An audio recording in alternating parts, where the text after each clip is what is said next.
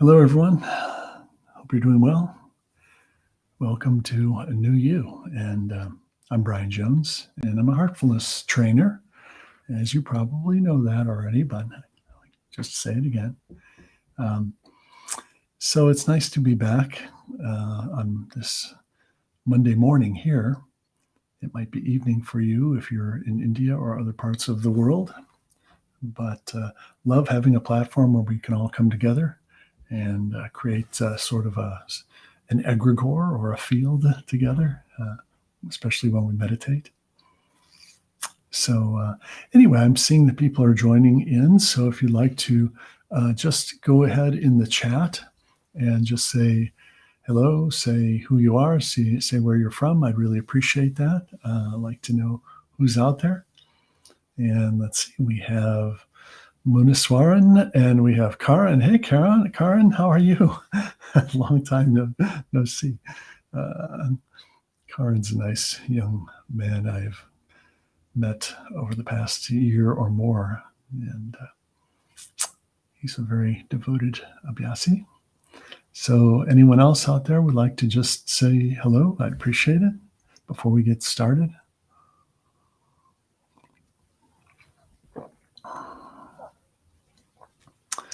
Sarita, you're from Chicago. Oh, fantastic. Okay, well, I'm in Cleveland, so we're, as far as the snow belt concerns, we're neighbors because we know how winter can be in Chicago and Cleveland. So anyway, nice to have you. Thank you for joining. We have Kakoli from Guwahati from Assam. Okay, great, wonderful. Gaurav Shankar. I'm sorry if I'm not saying your names correctly. I'm usually pretty good at it, but Heartful Adventure, welcome, Shilpa. Heartful Adventure says, how are you? Jones is doing just great. Fantastic, actually. Balatir, good morning. Okay, great. So today, I decided that I want to talk about something. I usually, how do I decide what I'm going to talk about? Well, sometimes it comes to me earlier in the week, and sometimes it comes to me right before I'm going to go live. And just this morning, I had a thought to talk about something that Babaji used to talk about, and he calls it the lively link. So that's what I'm going to talk about today, the lively link. Ilan, welcome. Okay, so, we've talked about a lot of different topics, and certainly have talked a lot about something called constant remembrance.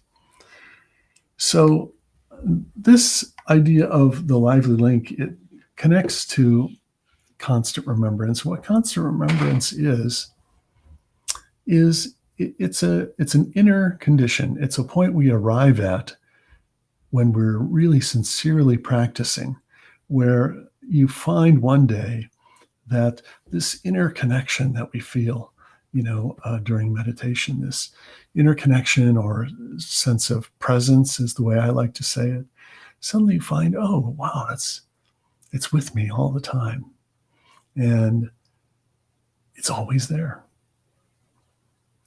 And that's what we call constant remembrance. Now, just to maybe repeat a couple of the things that I've said before, is that when we think of our mind and we think of remembering something, it's really a time-based process. We're remembering something from our past, something that happened to us previously.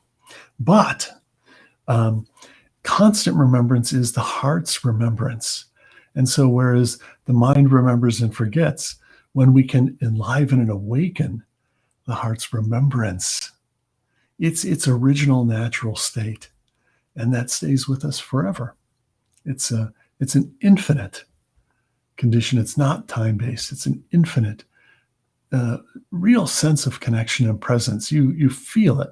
There will be no mistaking it whatsoever. And so we call that constant remembrance. Now,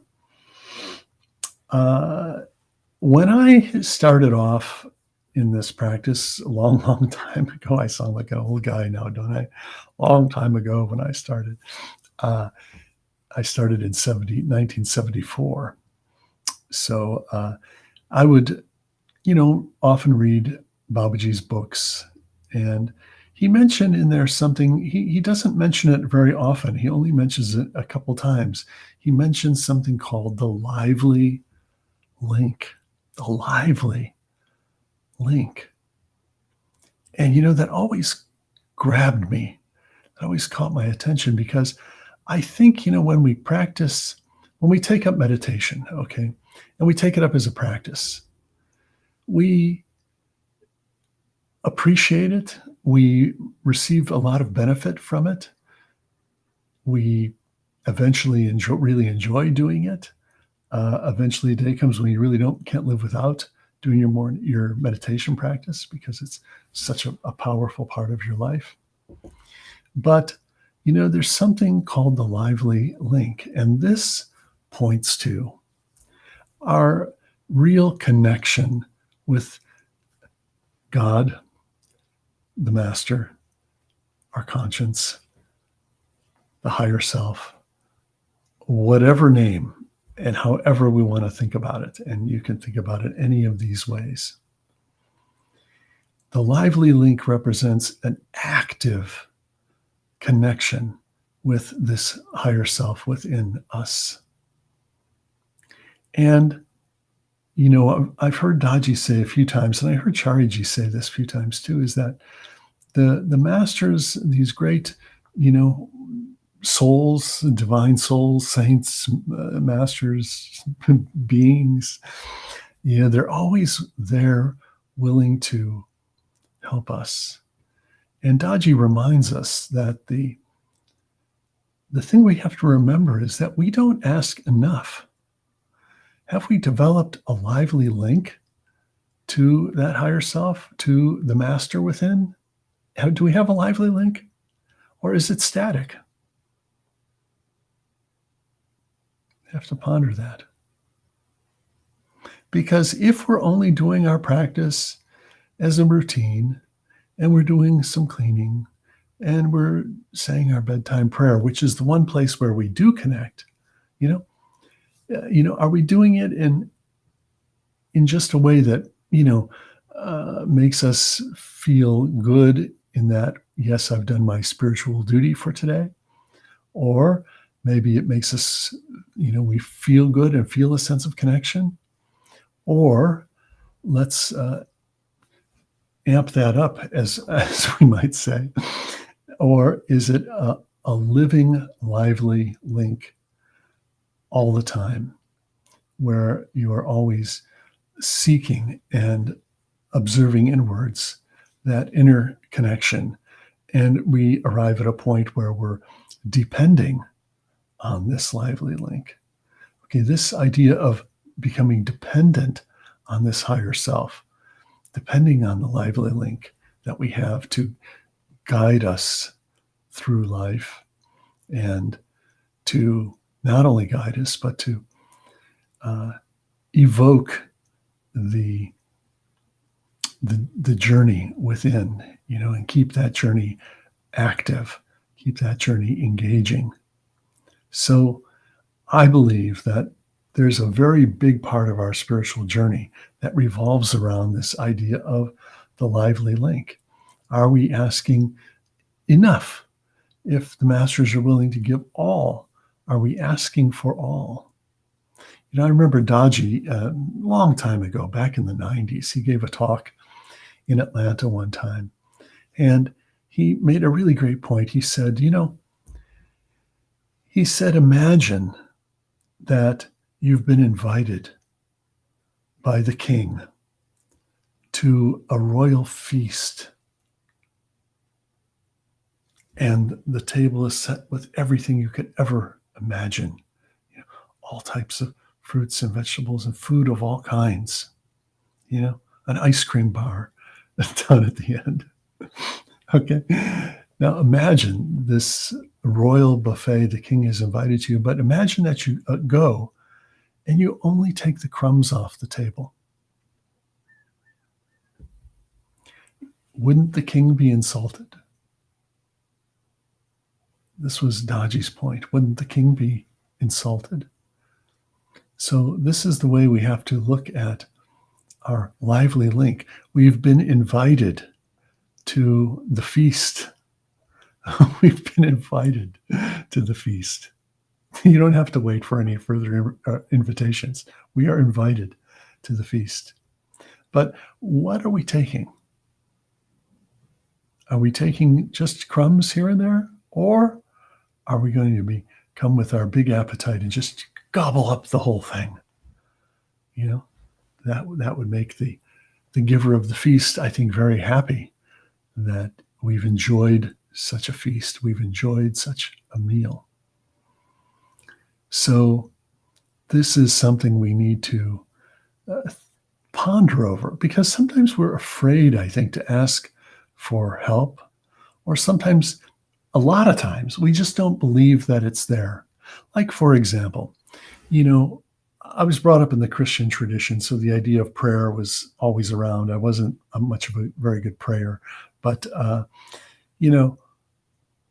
yes, in the Christian tradition, you pray in such a way that it's like God or source or whatever is 10 billion light years away. That's how desperately you are praying. So you're not praying that, that God is right here with you as the lively link, as your closest friend, as the one who's prepared the feast. You tend to pray as though God will never hear you. You got to say the same prayer every night for 10 years, and God still won't hear you, because we keep having the idea that the divine self is somewhere outside of ourselves, some mysteriously far away. Well, that's something we have to change our thought about. And instead, we need to always make the confident thought, that the divine self is closer to us than our own right arm. That's how close it is. It's as close as our heart. That is the master, is the heart. And we should have at first, we have a relationship. Okay, this kind of goes in stages. Okay, so first we pray like God's a million miles away. Then we get the idea, okay, oh no, God's right here. It's the divine self is myself. It's within me. All right, so that we still have a relationship going, and that relationship lasts a pretty long time, to be honest with you. We ask for help. We engage with the master within. And we need to ramp that up and make that a real lively link. So that's very important. But here's the thing we have to remember, and you heard me say this in the past couple of weeks, is that a day comes when you will have maybe a very soft understanding or realization that, wait a minute, no, that self is myself. I'm that big self. Aha. Now the crux of the matter is solved. See? Now we have arrived at the point where a real mergence can happen, a merger between, the small person I thought I was and the giant divine being of light that I really am. And when we realize this without fear and without apprehension, that's the goal, that's the objective. So this is a part of the practice that I think gets a little bit neglected. We think in terms of meditation, morning meditation, evening cleaning, maybe bedtime prayer. And then we also add in, okay, maybe constant remembrance. But the next step, we don't just jump to constant remembrance. The next step is developing the lively link, coming to the feast, taking all you can, asking for help, asking for guidance. You don't have to wait for bedtime to seek internal guidance or follow your heart. And your heart will communicate with you in the way of feelings. And as Daji has clarified about the conscience, when everything's going smoothly, oh, we're fine. We don't really have that lively link where everything's good. But as soon as we're in a situation where something's not right, we're about to create some friction, that conscience comes forward, that feeling overtakes us, and it comes up like this feeling inside, like, oh, yeah, that's not right. So this is the way we develop this kind of inner communication. And sometimes it can be actual communication, but that's rare. But it's generally in the form of how do we feel and how do we read those feelings?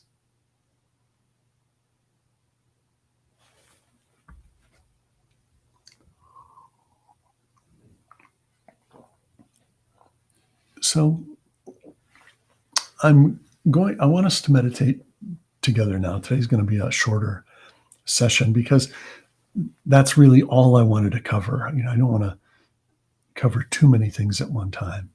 And that's the main thing I wanted to cover today. So I want us to meditate together. So I invite you to get comfortable, sit comfortably.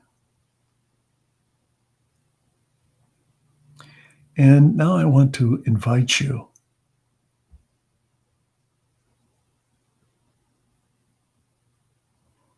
to close your eyes and feel that higher self, that sense of connection,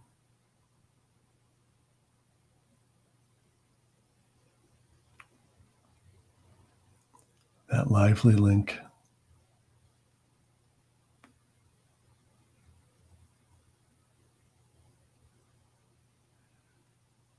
And go ahead, you can communicate with that lively link. You can say, Master, I'm here. I want to be open to receive.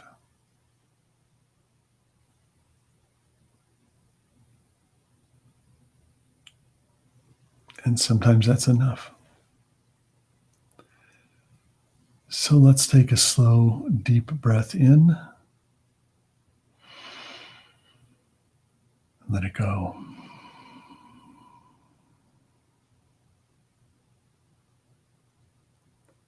Feel your body completely relax.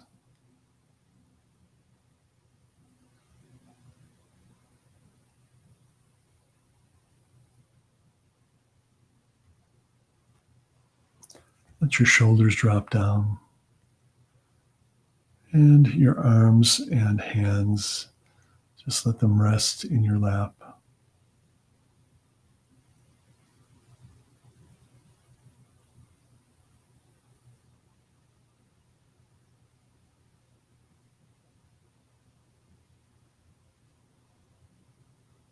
Let's rest on the heart. Rest on the source of light, source of lightness, softness in the heart.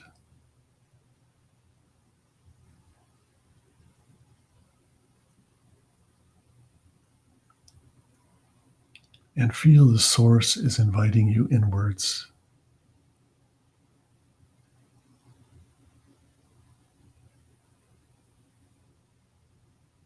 Let's stay with that thought.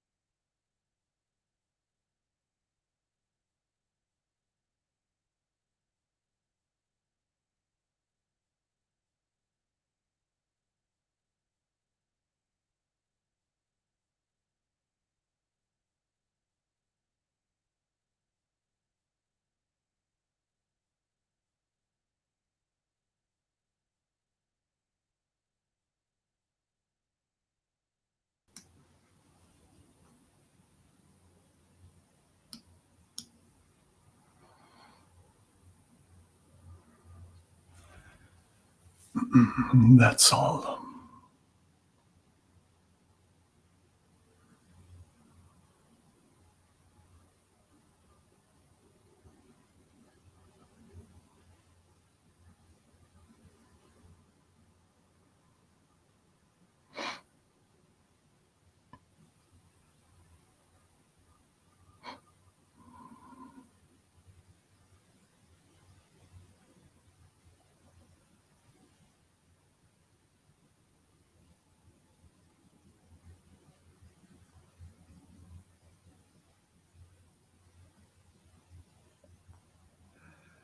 Let's take a moment and witness how we're feeling.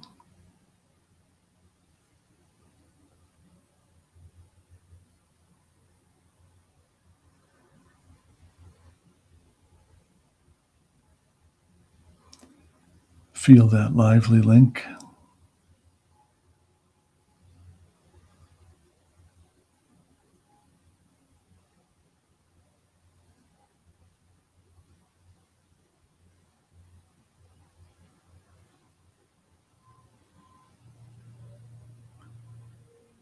And let yourself just be completely saturated in that divine presence.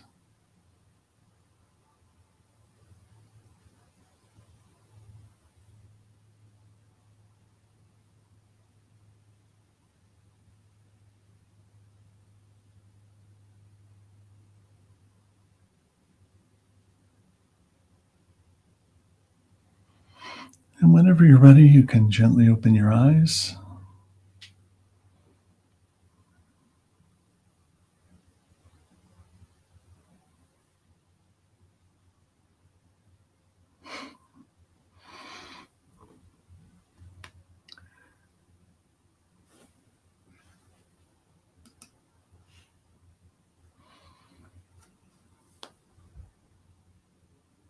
Okay. So I hope all of us felt that lively link. And we want to allow it to remain with us. We want this to be an unbroken link. Once connected, always connected. And it's always there. So we should feel confident. It's always there. All we're doing is giving ourselves the tools and the chance to really enliven that link within ourselves. So thank you very much. See who else is here. Oh, Veronica. Hi. Devareddy, Rohit, Ella, Srivatsan. Nice that you joined. Anuradha, Sarita, Dr. Vijay Raghavan, Karan, Ajay Kumar, and Heartfulness. Wonderful. Thank you, Prashant. Okay, great, everybody. So, look, so happy that we could all get together today. And I look forward to seeing you next week. And until then, as I always say, we'll just stay right here with the heart. And I will see you next week. All the best.